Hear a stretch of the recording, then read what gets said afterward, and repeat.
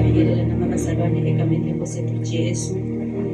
Kunomhlabelelo lapha eCilongo 109. Angizimi ukuhlabelela abazalwane. Ngicela ukusho nje uthi ngimuhambe emhlabeni kodwa angesabi. Uthi kuyalondolozwa uJesu, akabonga uJesu.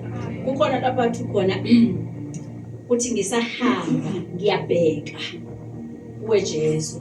Kodwa uthi ngithanda lamazwi athi wona uthi ngiyalizwa izwi lakho bese uthi ngiyalilalela akabonga uNkulunkulu.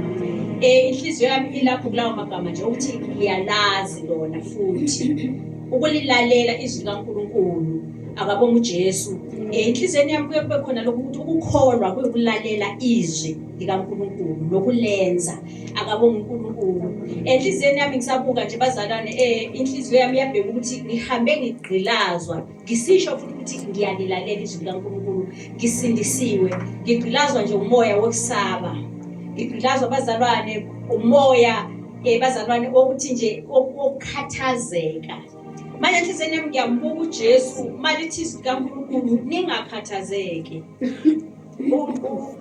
uJohane 14 uthi inhliziyo zenu mazingakhathazeki kholwani kuBaba. Athi uJesu noma lithizwi ungebi. Enhliziyweni yami nje lawo magama ayavuka ukuthi uJesu uthe ungebi. Waphinde wathi ke la kuJohane inhliziyo zenu mazingakhathazeki.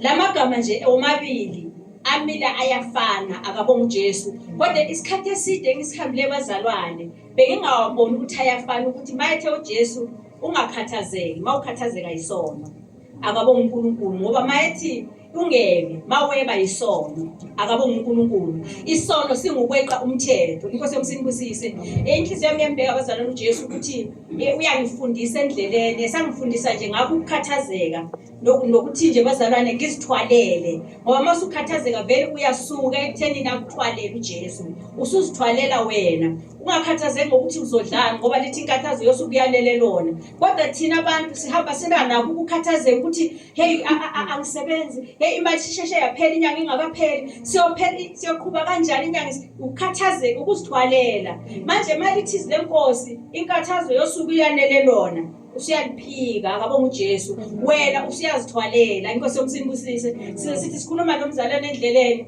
ngithi nje uyazi imithwalo siyathanda ukuzithwalela siyazithanda ukuzithwalela inkathazo zethu. Kanti uJesu ukhona abazalwane esivulela izandla ukuthi uzosithwalela. Ngeke ngambona uJesu nami engithwalela ikhona nje impi nje eyahlangana noma ikhona nje into engahlangana nayo enhliziyo yami yakhathazeka. Bengisafakazela nje umzalwane ukuthi uMlungu ke wangifakela 1000 rand waphinde walikhipha. Yakhathazeka inhliziyo yami. Kuthe mase ngiqala ukuthi inhliziyo yami yamukela ukuthi okay vele ngingasekho impilo yaqhubeka manje inhliziyo yami nje sikwamukela waphinde walifaka. Ngiyambonga kakhulu bazalwane uNkulunkulu. Ngizobonga amandla kaJesu ngokukhathazeka nokuzithwalela empilweni. Ngiyezwa ukuthi sisafakaza nje ukuthi kukhona isimo umuntu akafike kuso uzufisa ukuthi hey ngabe umuntu uyafa noma uzufisa ukuthi ngabe kangizalwanga.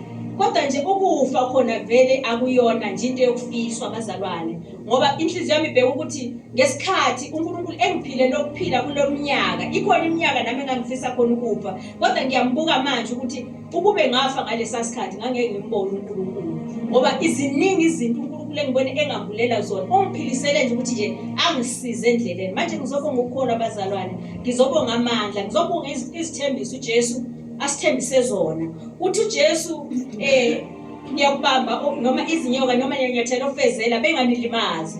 Kodwa ngendlela engiyisaba ngakhona inyoka ngiyasaba ukuthakathwa.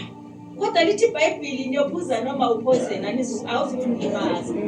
Kodwa manje ngiyabheka nje ukuthi ukuzithwalela kwami kungenze ngaba isigqila sami futhi ukuthi nje ngihamba ngisaba izinto.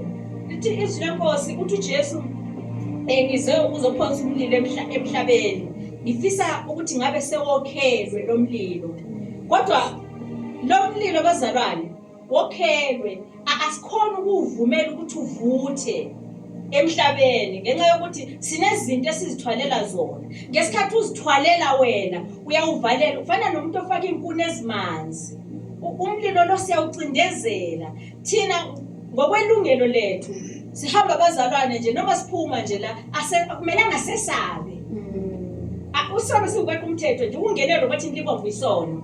Akumelanga sesabe ukuthi ubonakala umzalwane segijima ebaleka imoto ngoba sinomthetho akabonga uNkulunkulu. Masihamba ngokomthetho kaNkulunkulu asihambi sisaba ngisho naphandle. Akabonga uJesu. Ngeke ngabona usisithuli nje wafakaza kwenye indawo ethi efakaza ngezwi lika David ukuthi noma ngihambe esigodini sethunzi lokufa angisabi lutho.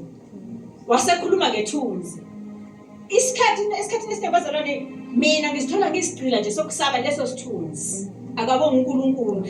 Imoya nje uhamba ubopha abantu nje ukuthi nje kahle kahle akusikho ukufa isithunzi sakhona.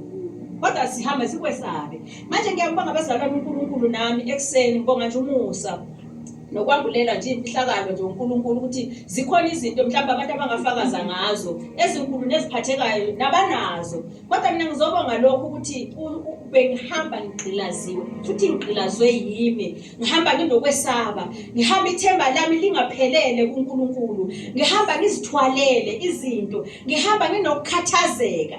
Kodwa ngibonga uJesu ukuthi sengihambile ekukholweni uphinde wangikhulula ekukhathazekeni. Inkosi yomsindisisi.